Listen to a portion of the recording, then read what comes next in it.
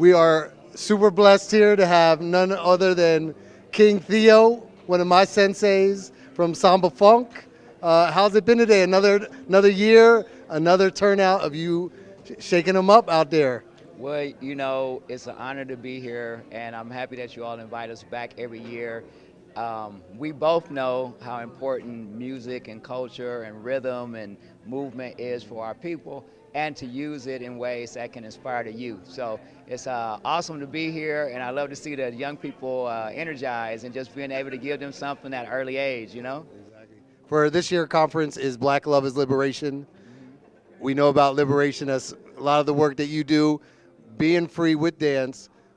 What is it we need in the classrooms to bring more love and liberation to the classrooms? Well, that's a really good question, and hopefully somebody in the city government is listening because they're cutting back on the arts.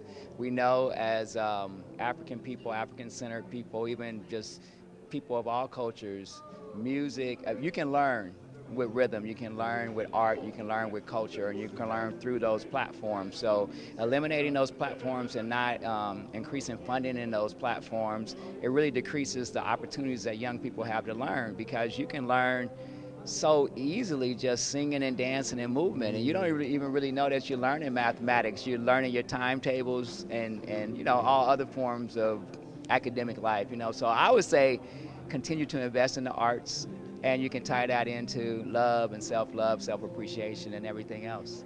And I know you do. You're a big community supporter. Go out there and work with the youth, teach the youth in the schools. When your youth come through your program, what are the changes that you see within them? Well, one is self-confidence, right? Because with a lot of people, they're apprehensive about being in front of folks. They're apprehensive about being laughed at, being talked about, being joked about. So giving them confidence of just being themselves and being able to express themselves. And then another thing too is like a lot of times there's such a level for men to dance. It's like a barrier. There's a certain kind of stigma associated if you want to dance or if you want to move, and whether it's good or bad or however people feel about it, it's really part of African culture because in African cultures, drummers dance and dancers drum. And they both sing. So you have to sing, dance, and drum, and that's what our people used to do back in the day. Even here in North America, you had to be a triple threat. You had to know how to sing a little bit, you had to dance a little bit, and you had to be able to play an instrument.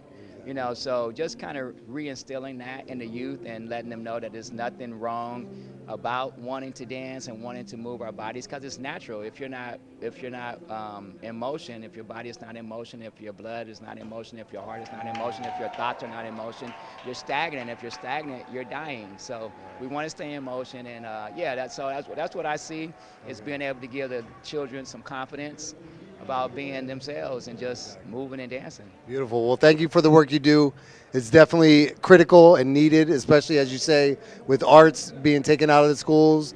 We have to find ways to continually infuse that. I know that's your life mission. Any shout outs that you want to give before we finish up? Yeah, I want to shout out Chris and Adrian and all of the King makers, all of you all that are doing the work behind the scenes because we know that there's many programs for the little queens, for the little ladies, and not as many for the young kings. And it's really important to be able to have something where we bring the young brothers together and pour into them and build them up. So I just thank you all for the work that you all are doing every day, especially here in Oakland, because Oakland is at the epicenter of revolution, liberation, and change. Folks are still looking to Oakland for these different type of liberating, revolutionary ideas, even though the Panthers were like 40, 50 years ago. They still look to us for leadership, and when they look to us, they see organizations like yours and hopefully organizations like ours that are really doing the work on the ground. So thank you to the folks that are behind the scenes doing the work and the folks that are bringing on Oakland Carnival. Yes. Oakland Carnival, come and win. It's going to be in June. It's always the first Saturday in June. Okay. So no matter when you watch this, if it's years after, you can always know the first Saturday in June, you can come to Oakland, catch Oakland Carnival. And where do they go find any information or sign up? OaklandCarnival.net. If you put in Oakland Carnival on the internet, it'll come to us. Perfect. Thank you so much, Brother Theo. All right. Thanks, man. Thank you. Appreciate it. Yes, sir. Yes, sir.